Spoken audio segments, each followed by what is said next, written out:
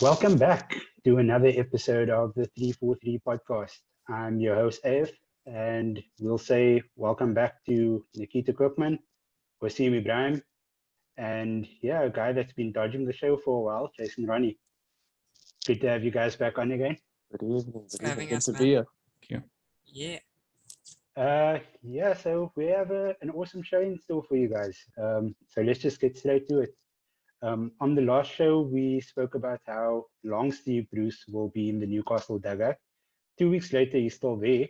And the difference now is that the club has new owners. Wasim, I can see the way that you're smiling over there. Do you want to give us some thoughts about that? Yeah, it's actually quite crazy how things happen, because in our last episode, I was complaining. I was saying that the earliest the takeover can happen is 2022, and with the whole arbitration and all the court hearings and things like that. And within a week or a few days actually after that recording, it all just happened. And one day we just woke up and we heard that Saudi has overturned its ban on butte products or whatever, and all of a sudden that issue was resolved, and within a day the announcement was that the takeover was going to happen. So it's been a crazy 2 weeks at Newcastle, not even 2 weeks, 10 days or so for our new owners. I think that it caught them off guard as it caught everyone else off guard, but it's been something that I've been dreaming of in terms of a supporter who had this Mike Ashley era where it was just staying in the Premier League and that's all that the club is about. And then all of a sudden you get this super wealthy owner come along.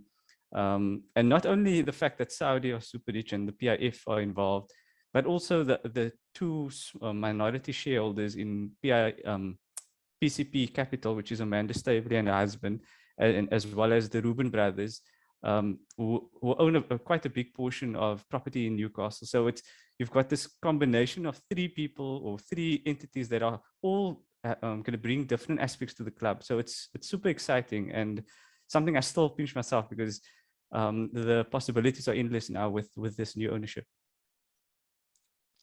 Yeah, it's a bit crazy as well because I was looking at all the different owners, the rich owners from world football, and I mean that margin from between first and second is insane. Like how wealthy can an owner be? It's like I can't fathom that And amount. wealth is a That amount. GDP, so it actually does kind of make sense. yeah, that's true. I'm But very it's- chuffed. I'm very chuffed for you guys, Wasim. Sorry, man. I think in the last podcast we spoke about it, and I said, it's sad to see a big club like you guys suffer in the way you have under Mike Ashley. So unfortunately, it's a suffer, putting us in a bad light. But I'm very happy for you guys. It's gonna be add a new force to world football. I know. I mean, lots can be said about Saudi and the affiliations and some of the dark in their past, but I think I'd like to focus on the positive. It's going to be an interesting addition, not only to the Premier League, but hopefully in the next few years, European football. But again, and I hate to harp on this topic all the time, but it really just does circle back to how is the Super League so different for me. And again, I'm not a person who goes either way. I like both concepts, no Super League and Super League, but I'm so excited for a big club like the Toon, stoked for all the developments going to come into Newcastle, and hopefully some more big players being attracted to the Premier League. Hopefully no purchases from some of the bigger clubs in the Premier League, but really stoked for you guys. Congrats, Wasim. Yeah, like I saw so many like papers, all this, the Mirror and the Sun and the Daily Telegraph, all of them writing about all these players that have contracts ending in the Premier League with current clubs, and Newcastle is probably just going to scoop them all up and create this like because I mean it's not like it's bad players that contracts are ending. There are so many good players that need to negotiate their contracts before January. But yeah, it's definitely I agree with Nikita.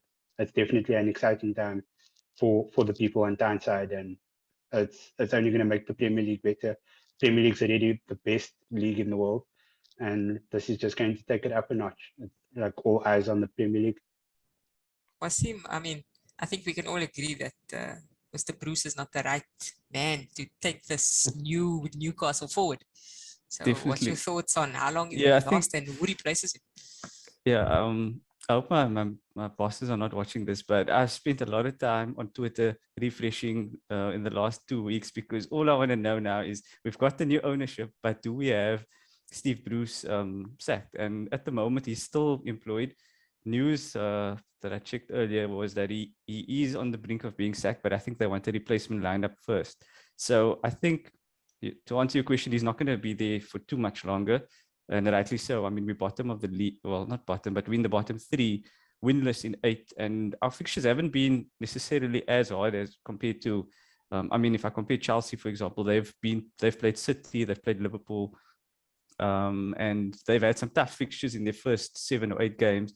We've only potentially gone to Old Trafford as a tough game, and we've played now Spurs on the weekend, but our other fixtures weren't too bad. So to have gone winless in that run was pathetic. So yeah, I think he's going to be on his way out, and I'm not sure which way to which source to believe, because there's Eddie Howe, there's Lucien Favre, there's Paulo Fonseca.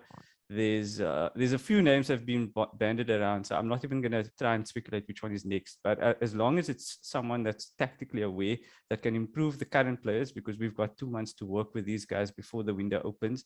So you have to get points on board with the current crop of players, and they're not bad players. I mean, we finished mid-table the last 2 seasons under Bruce. So if the manager is not getting the best out of them, someone else should, and hopefully we'll be in good stead, so that come January, like AF mentioned, we can get the likes of Tarkowski and whatever other players who are close to seeing the contracts run out, offer some good money for them and get them on board, and then build a squad from there. Because as you saw on Sunday, our defense is the worst in the league. We've conceded the most goals, so we need working there, and so hopefully we get a good manager who can work with that and improve them. So yeah, I'm just counting the days, counting the hours, counting the minutes until Steve Bruce leaves, and hoping it's soon. Yeah, I I like actually, that. Sorry, I was just chuckling there because I love how you're already comparing yourself to Chelsea. That's I actually saw this morning, like the fact that any manager, any name is being thrown in the hat at the moment for the Newcastle job. I saw Wayne Rooney being linked to the Zidane was Newcastle in job. there. Like what? Like Yeah. Wayne Rooney almost got Derby County relegated last season. Yeah. Like they were on the brink of relegation. Like I don't understand like where all these names are coming from. I saw Frank Lampard as well, which I don't think would be a bad shout, to be honest. I think he's good for as a transitional manager, and he should be able to lay a foundation for whatever Hollywood manager they get eventually. Yeah. But yeah, that's just my opinion. Jason, did you have anything? Yeah, no, man. I was just to echo what Nikita says. I think once Steve leaves, maybe then you'd find somebody that would be able to utilize that squad that you have. I mean, it's not the best, but it's also most certainly not the worst squad. Quite a few exciting players there. Saint Max always seems to excite, even if Newcastle as a whole doesn't look very good. He's always that little spark. I was reading, obviously rumors are swirling, and I saw that Stevie G is actually linked, and I don't see why that wouldn't be a bad one. I think Stevie G's done very well at Rangers. I think also, like AF said, that transitional period is very vital, because you can still see like Arsenal suffered with that after they left, like after they went into a big thing. Man United is still, I'd say still maybe not 100% there, but okay, AF, maybe that's a show for some other day where we can dissect that. But yeah, no, it is just really exciting for the club, for Newcastle as a whole, the city. It's going to be proper interesting. Yeah. Yeah, man. But yeah, let's move on to teams that are at the bottom. Okay, Newcastle does fall into that at the moment. But yeah, there's teams that's currently struggling at the bottom. I think Norwich hasn't won a game yet since they got promoted. Yeah. But yeah, Jason, who are your clear relegation candidates at this point in the season, if you can call the end of the season with the 3 relegated teams, who would be your picks for those relegation teams? Probably about 2 weeks ago, I would have thrown Newcastle in there. I don't think that they will actually be there. I think Norwich won, like you mentioned. I think Watford as well. Watford started with a little bit of promise, but seemed to be fading out. I'm a bit concerned about Burnley as well. I think that's one that we definitely have to monitor very closely, because I think they haven't. I mean, Burnley is a very consistent mid-table to lower, or yeah, not completely relegation, but like just hanging about there. Even Southampton, but I think Southampton, having been in that fight for a few seasons now, they should manage. I think one, not a dark horse for a relegation, but one that we should watch is potentially Leeds. Leeds just don't seem to have hit the same stride as their 2 previous seasons, or 1 season last season, whatever it is. Yeah, it just looks very dysfunctional right now, and yeah, I don't know. Maybe we can just dissect that, because for that quality that they have, it just seems like maybe something's up there. Something has to be up, because it looks a bit worrying actually. Yeah. And I think Yeah. for Leeds, the problem with Leeds, if I can just come in here, is the fact that they've always been conceding goals. They did it last season, they did this season as well. But the difference between last season and this season seems to be that they're not scoring as much as they did last season. And that's a concern, because Bamford, he got a good amount of goals last season. He's not really been, apart from Rafinha, who's been excellent, and Nikita will know that Liverpool would be watching him. But besides Rafinha, they haven't really had that spark in the final third. So so that's the trouble that they're going to find themselves in. If they're not going to score enough goals, they've been conceding consistently, and that's going to get you in trouble. That's the same with Norwich. It's the same issue with Newcastle at the moment, and Leeds, that you can't keep conceding and having to score 2 or 3 just to get yourself a draw or potentially win a game.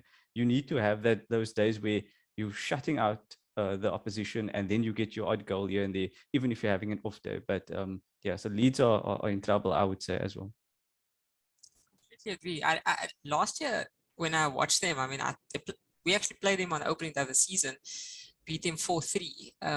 They actually remind me so much of Liverpool 2013-14, when it was like Martin Skirtle in defense and Mignolet in goal. We were pumping in goals, but I mean, conceding as many.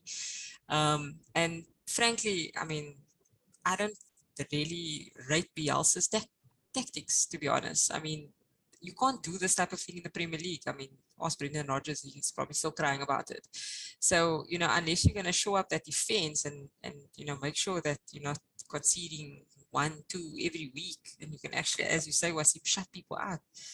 I mean, I think they've a recipe for disaster. So I also, Jason, I would definitely have them in my bottom 3, the way things are at the moment. I mean, the guy barely speaks English as well. I don't know how much of that to believe or what, but I mean, it just can't function on a long-term basis in a league like the Premier League, where it's just competitive every week, in and out, irrespective of who you play. Yeah, it's interesting that you say that, because if you look at the squad that Leeds has, majority of them are English speaking or English-born, British-born players. So I mean, that sort of communication, like it's not really ideal, especially for a professional team.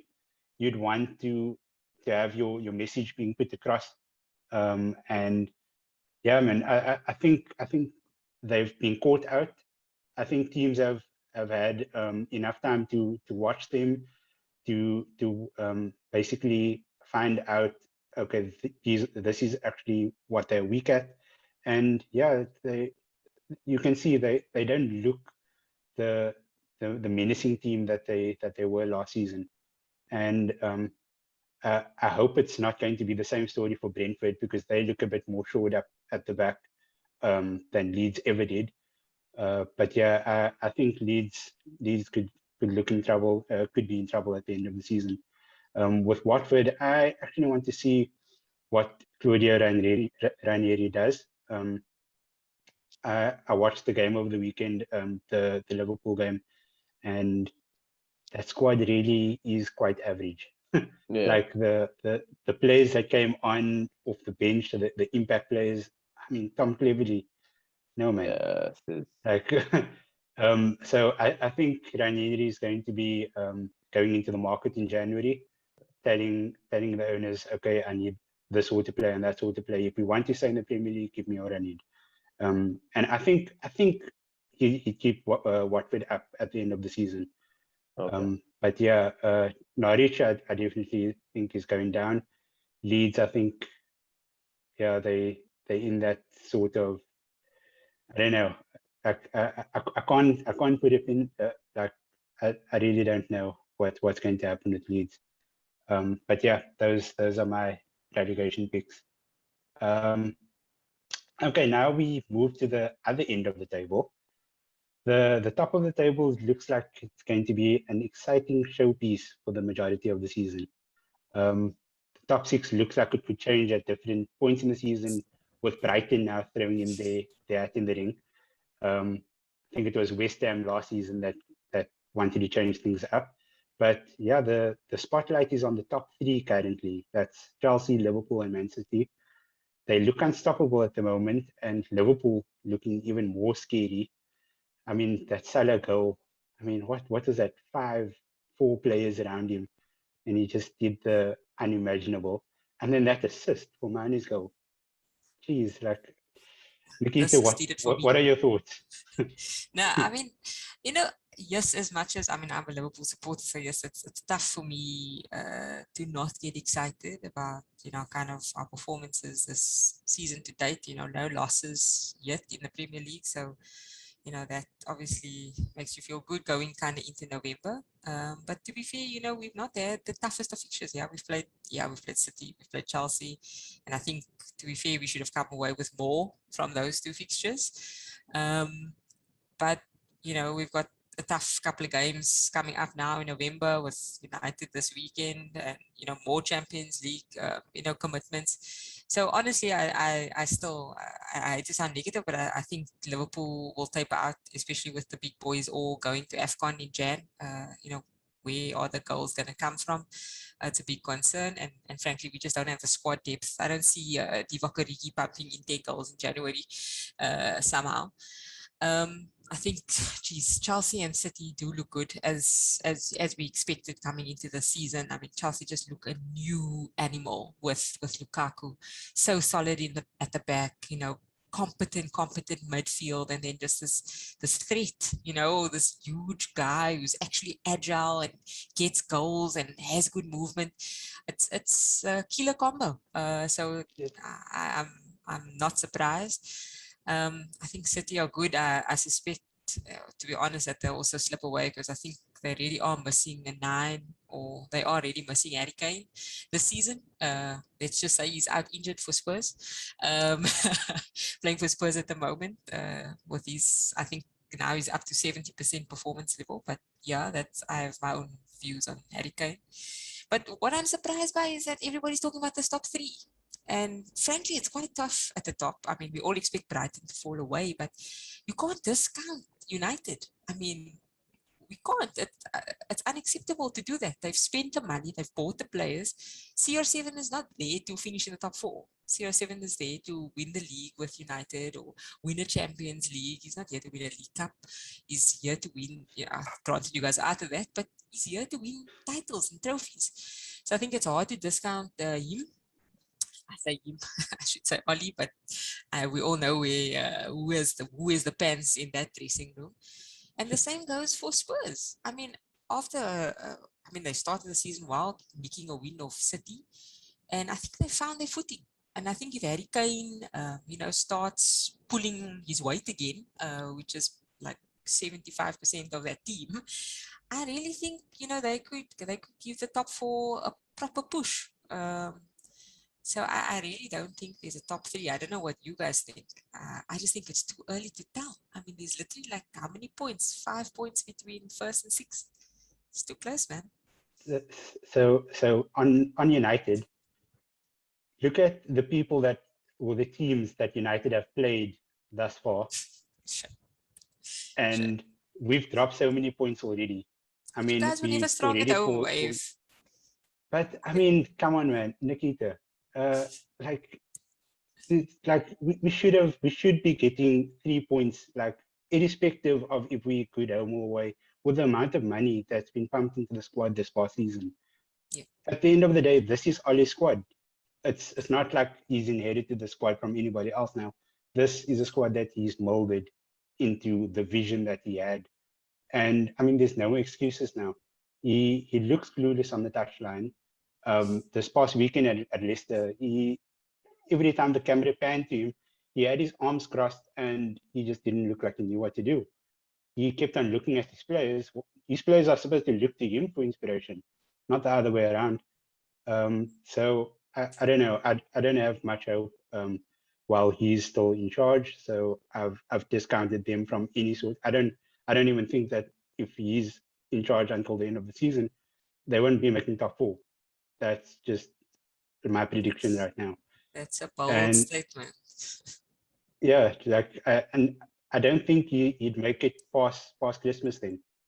If the results continue this way, and I mean they have until the end of November with all these crazy fixtures coming up: Arsenal, City, Chelsea, Spurs, Liverpool. I mean, those are crazy fixtures all in the space of a month.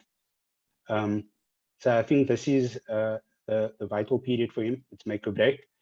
If he gets through this period quite well, then kudos to him, and I'd eat my words. But I don't see it happening, and yeah, that's why I've basically discounted them from my top 3.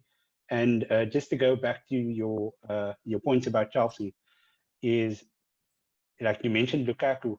Lukaku hasn't scored in the last 6 games for Chelsea, and they've still done well. That just Exactly. shows you how good Tuchel has made that team. If the goals aren't coming from the strikers, they're coming from the defenders.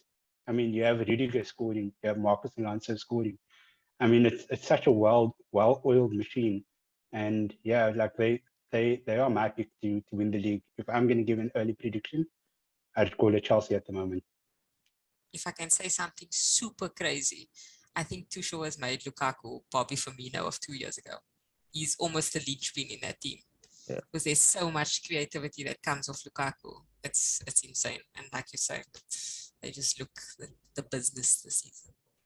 But I think it's like when you look at Chelsea and obviously you have this imposing figure of Lukaku, where Firmino was almost unassuming in his link and his role. Everybody just wants to mark Lukaku, and it just obviously frees up Werner. Okay, Werner needs like 4, 5 chances to maybe warm up, and then maybe gets one.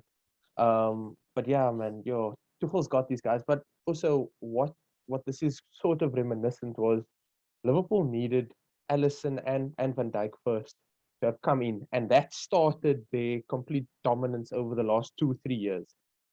In Mendy, I think people are not looking properly, because Mendy, his story firstly is so heartwarming about how he actually came about, but just his performances over this last few, I think it's probably been 4-5 weeks now, where he's this last game against Brentford, he literally kept him in that game.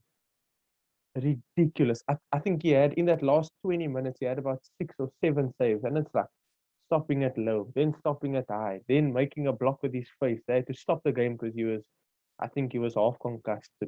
But yeah, it's just proper, man. Like, but I do agree with Nikita's statement that it's United. Yeah, Ronaldo didn't come to write his great story of his return to finish 4th or 5th and go back to play against Legia Warsaw in the Europa. He's here to win it.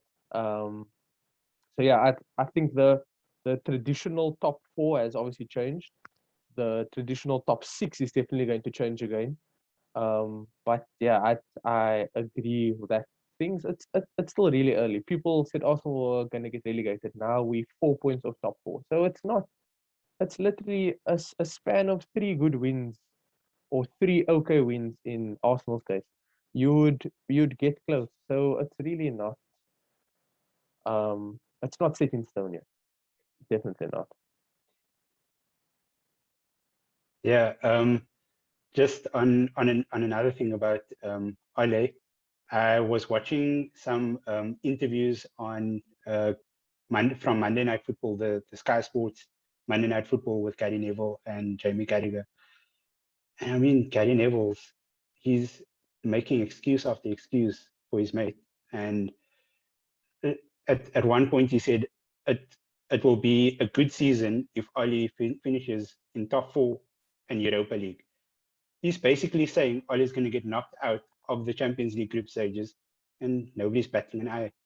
I mean, like, you invest so much money and then your bare minimum is top 4, or not bare minimum, but like your expectation is top 4 and Europa League. Nah, man, I can't be having that. It's not okay. But yeah, so that's all for our discussion. We'll move on to some fantasy Premier League then.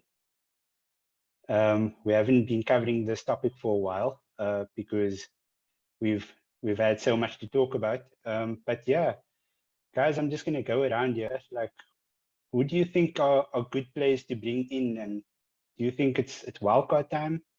Like, what's your opinion? Jason, I'll start with you. Yeah, no, look, for my team, I haven't used wildcard yet. I think I've just been taking the odd hit here, maybe there sometimes.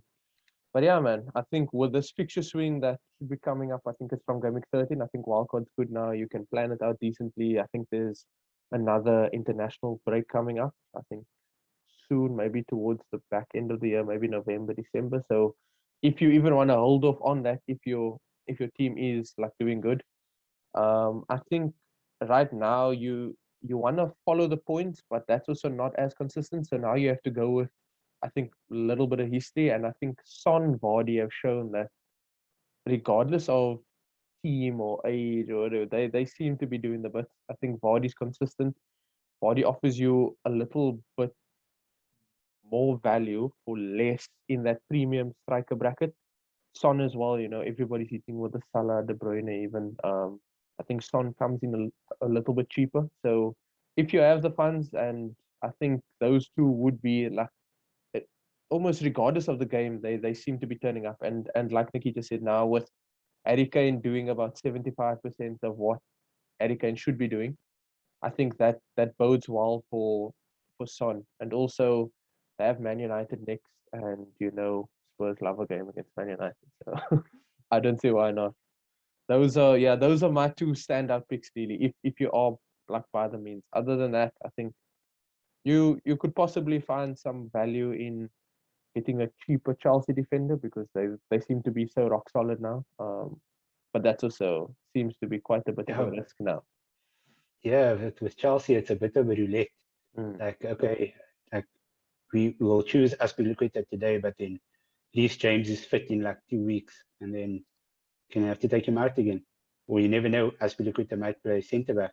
Yeah. And then somebody like Christensen or somebody else falls out. So I don't know. It's a roulette. It's the advantages of having a deep squad. Wasim? Yeah, from my side, I think it's I would agree with what Jason said. I think Harry Kane is going to, he normally starts the season slow, and once he gets going, then he goes on a good run. So I think Spurs, the way they played against Newcastle, they were quite comfortable. They looked very fluid in their play. So that front four of theirs, it was Ndombele, Lucas Moura, Son, and Kane. They were very good and they were interchanging very well. So I think one of those four would be a good pick in your team. Lucas Moura was, every time he got the ball, he just attacked and he ran forward into the space and he created chances. So he would be a good pick. I would say if you're going to go for a goal scorer, Lukaku's due to end his run soon. I'm pretty sure of that. Ronaldo's got some tough fixtures and Man United aren't playing so well. So probably take him out. Go with Lukaku or Kane. But then also Yuri Tielemans was sensational against Man United. He was phenomenal. Really, the way he found passes forward, the way he attacked, the way he linked play, he was just everywhere. So I think he would be a good pick for fantasy because he's got good chances of getting an assist or a goal the way he's been playing. So I think that would be my sort of suggestions for fantasy. With Tielemans, he is normally a good passer of the ball, but I mean, United's midfield just made it so easy for him. Was there even a midfield? I don't know. I couldn't see anything. But yeah, Nikita. I think the guys all hit the nails on the head, but I mean, you look at Lukaku, you've got maybe Azpi and Salah. I mean, you have to have Salah. You're not left with much, and I think where I've been struggling this season personally, my confidence is quite low because I've really not been performing well, and I think it's because there's been very little options in terms of points delivery in the midfield for more reasonable, price players. So I mean, because once you got Salah in there, you already dented your transfer kitty so much. So I mean, for me, kind of going into the next few game weeks, I'm really going to start focusing on trying to add more points in my midfield. I mean, I think I put Ben Rama in, and he kind of lost form again. I mean, Tielemans, I think, is a great shout. I put Saka in because he looked to be getting some form, and he got subbed off last night at halftime with the injury. So solid 0 for me there. So I think really, looking at like a Tielemans, looking at the fixtures coming up, I even took a punt, I think, at one stage looking at Andros Townsend. But again, Everton have some tough fixtures coming up, and going to Christmas, it's never easy. It's always, I don't know, I mentioned it earlier, it's a roulette in this sense as well. That's why I think it's important to make sure, if you do have that wild card still in play, to make sure that you use it effectively, because there's so much football in December. It can be a real opportunity to capitalize. Yeah, definitely. In my case, I'd look for somebody with high value, but that is quite cheap, in somebody like Juan from Wolves. He's actually hit the ground running in the Premier League, and I think he's like 5.5, which is quite decent compared to all the other strikers. Yeah, so that's my pick. Nikita, just quickly, you spoke about the Bukayo Saka injury last night. What's your take on that on that whole situation? Do you think it should have been a red card? Red. What? Red for me. Definitely. Red for me. Sorry, I just like I'm always never on the fence with the red card. He's got to go for that for sure. I don't know what the rest of the Oaks think. I think Mr. Ronnie was not in concurrence with me there, but yeah, for me it was dead on. It's upsetting because he had committed a few fouls before, right? So like Mike Dean says, it's fine, advantage, and we lose the ball. Guy doesn't come back, doesn't talk to him really, doesn't give him any cards. But that is James MacArthur. Unfortunately, he's such a dirty player. But that, when you see it, what happened was like when you watched it, somebody clears the ball, the ref blows because it's offside, right? And he's in the air, he's facing that way, so it's not like he can't see Saka. Saka heads the ball, so why is he volleying his heel/calf? When is he going to get the ball? And I think maybe when they were talking at halftime, they said that it was a high-end yellow card. So what does a high-end yellow card even mean? Maybe we don't have enough time to actually get into that now, but it's so frustrating, because also if they had said no, offside was first called, and once that's called, all of that's like irrelevant. What happened to Van Dijk, where Jordan Pickford completely clattered him, and they said that they won't be able to check it because offside was called previously? Now, that just gives players liberty then, once they hear the whistle, okay, let's just take a punt at this guy. Because Saka seemed quite lively, and unfortunately, he had also picked up a yellow, so hence that note. But rather just kick the guy, get him off, and halftime he was sub. So yeah, it was very frustrating. It leads back to one of the early episodes where we actually spoke about the inconsistencies that have been seen with VAR, and just even with the standard of officiating. It's frustrating. It's proper frustrating. Yeah. That's okay. We'll see some good officiating, because we've got Anthony Taylor for Liverpool versus United this weekend. So I mean, they'll obviously be completely impartial. So look forward to that. Who's on that VAR as well? Isn't it? Oh yeah, Mr. Atwell. Oh my it was the guy with the Van Dijk situation. So, that's like getting dumb and dumber together and just making. We'll have some late drama. No, it'll be 90 plus 7 equalizer. That's I'm the big. calling it here now.